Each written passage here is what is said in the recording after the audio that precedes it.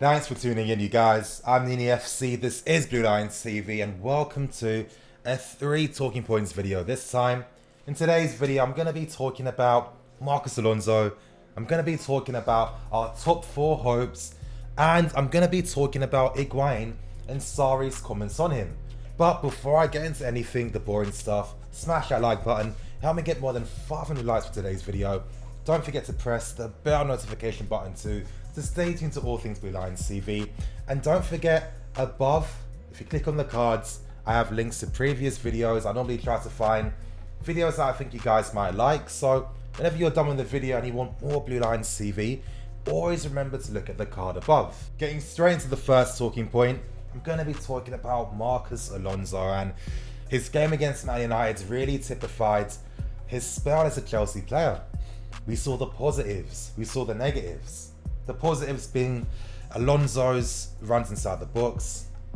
Now, we could argue against the quality of these runs and how much they pay off, but due to the sheer amount of runs he makes inside the box, he's been able to become quite a useful asset to have when it comes to scoring goals. Now, I'm not saying that's a good thing. If anything, it sums up the lack of quality that we have when it comes to players getting goals. But Alonso's game is quite unique in that sense. I don't think I've really seen a fullback being able to have that license to run inside the box whenever he wants. Now, yeah, I understand it. I understand the tactical implications sometimes, you know? If you're a team like us, if you're going to be putting crosses inside the box, Alonso's frame, his ability in the air, and his good shooting technique on top of that makes him a useful asset inside the box. And I can see why managers would like to use that at times, depending on the context in which games are happening. But if you analyse the overall effectiveness of Alonso playing like this, does it really help and benefit the team? That's the question. Are Alonso's runs inside the box an effective enough solution for us offensively? I'm not too sure because, and I'll always say this, I feel like he hampers Eden Hazard. Now, I'm going to be using software to help me explain and illustrate my points, but we tend to see this move happen every single time. We'll see that Alonso helps support the play. He'll then drift infield to become an option inside the box, leaving Hazard out wide. And because of that, because you need rotations in the final third, Cover's normally the guy that helps make that decoy run or run in behind the play to obviously link up with Hazard and not leave Hazard isolated. That's how it's supposed to work in theory, but you know, the practical side just isn't the same, because with our number 8s, when Ruben isn't playing, they tend to like to be behind the ball instead of influencing the play by making runs in behind. Because that's what you need for Hazard to start doing his thing and going on his runs. Otherwise, he's not able to have that possibility to do that. And that's because guys like Cover are always behind the play. So it just sums up why this isn't a viable attacking solution for me, because when Marcos Alonso is in these areas, most times he's losing possession of the ball, most times he isn't linking up effectively, and what tends to happen is Hazard ends up isolated out wide on the left by himself. And just picture it, you guys, cast your minds back to that game against Man United. How many times, actually cast your minds back to points throughout the season, how many times have we seen Hazard isolated out wide, overrunning the ball? He ends up in this position here when he tries to force the player down the flanks, and his only viable option is to do a low-driven cross into the box. But it doesn't tend to work because opposition players are parking the bus, and it's hard for our strikers or attacking players to get on the end of them. And in the end, it ends up being a hope and pray cross by Eden Hazard, and this just doesn't work. Now, when we see guys like Emerson down the left and Ruben, the rotational play gets much better. Hazard ends up in these positions because, pretend this is Ruben ends up here. Emerson makes the runs in behind, stretching the play, keeping it wide. And this is why we tend to see Hazard scoring a lot more when he's playing ball in the middle. I always feel like we've never really got the best out of Eden Hazard. It's been quite frustrating. What's always held him back is never having good fullbacks. It's really a testament to the class of the player that he can still play at such a high level without having the right tools at his disposal. Hopefully he decides to stay and give us at least one more season I'd even be happy with him leaving on a free if it means that we can keep him for another year. But you guys, that's my thoughts and opinions on Marcos Alonso and why I feel he isn't a viable offensive option for us. Now, moving on to the second talking point. Now, I'm going to start off by talking about the comments made by Sarri when he was talking about Higuain. And Sarri said that, and it's not the first time, that he wants to see Gonzalo returning for next season, and he's expecting Higuain to stay for next season. Sarri made the point to really remind everyone that when you move from a different league to the Premier League, there is going to be a stumbling block, there is going to be a learning curve, and that's one thing that Higuain's suffering with right now. But Sarri does believe that Higuain can score more goals for next season. He went on to use Luis Suarez as an example, stating that in his first season here, he only scored 3 goals, second season 16, and his third season 24 goals. And if we look to use one of our previous players as an example, we could use Didier Drogba, because he kind of struggled for the first year and a half before he really found form and then started to take off from there. Just to remind you guys, we have the option to buy Higuain for about 30 million at the end of the season, or if we want to sign him on loan for another season, he'd cost about 15 million euros. Now, I'll give my thoughts and opinions. Let's not pretend that was Higuain's worst game against Man United by a big distance. However, is this an indictment on the player? Has Higuain put in similar performances week in, week out? And for being objective and fair, no, he hasn't. Of course, Sarri's right again. Let's not forget that in the Premier League, there's a massive focus on the physicality and the pace of the player as well. And when you're coming from Serie A, where the philosophy on football is completely different, it is going to be a massive learning curve for the player. Let's try and think as a striker. Let's try and understand the possible frustrations that Higuain might be facing now, and what's really making it hard for him to really take off in the Premier League right now. It's quite obvious. I think if you're a striker like Higuain, getting used to the physicality is going to take you a while. You have to understand how to use your body, because in the Premier League, no one shows you any remorse or any mercy. Expect aggressive challenges to come in from any sides. And I think one thing that a lot of strikers struggle with is really preparing their body for impact. That's why sometimes we can see that certain players look a lot weaker than they are, when in fact they're not really using the frame of their body well enough to hold off an opposition player. I'll use Drogba as an example again. When he first started off, it took him a while to get used to the physicality. I mean, number one, he was playing out of position as a target man. 2, you've got to get used to defenders coming up right behind you as well. It does take time. And I think finally, if you're a striker like Higuain, you have to get used to getting fouled.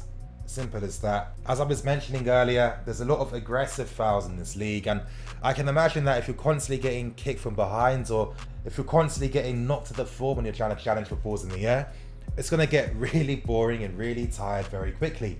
And this is where you need that experience of getting used to the league, getting used to the opposition, and understanding how defenders in the Premier League like to think. And once you do that, that's when you can start to really play with confidence.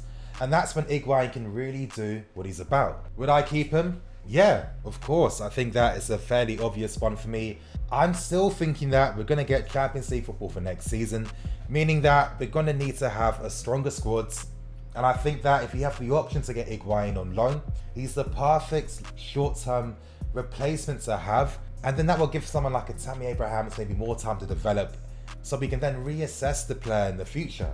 And the most obvious one too is the fact that if Sarri's going to be here for next season, that means we're going to continue to play a style of football. So if you have players that already understand what they need to do from a tactical aspect, then it's going to make everyone's life much easier. I still believe that Higuain can come good. He just needs patience with his teammates, time in pre-season. And I think that he could come back next season really fit and really confident.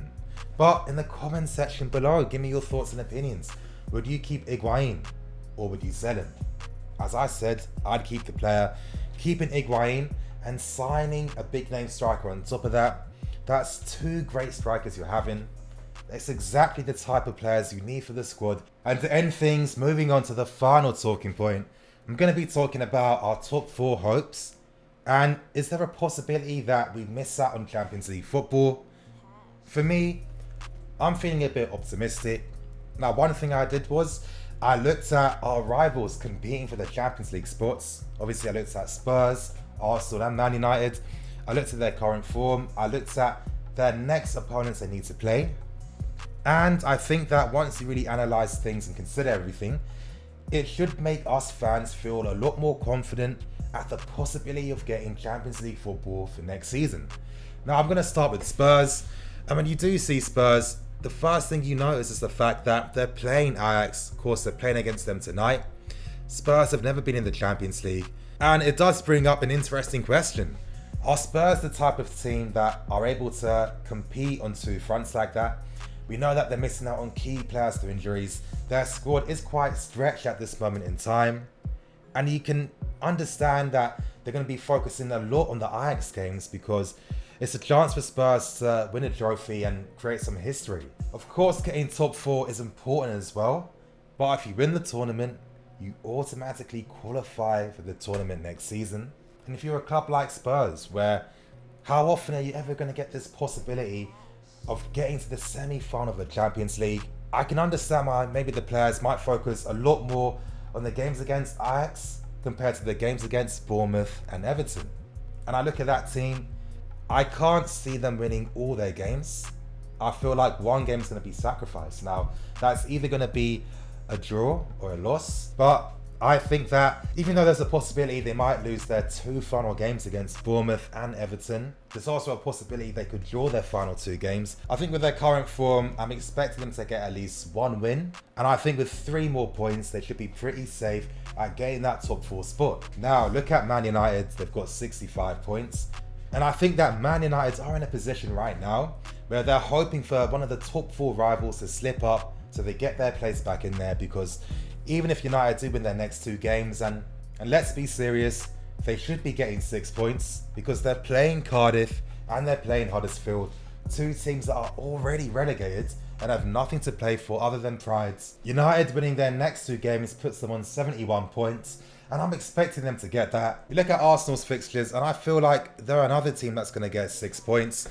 Now with Arsenal, they're just above that zone where they don't have to rely upon rivals messing up to secure their place. But when you look at their games against Valencia, and we've completely forgotten that Arsenal are also in the Europa League and they're in the same position as us.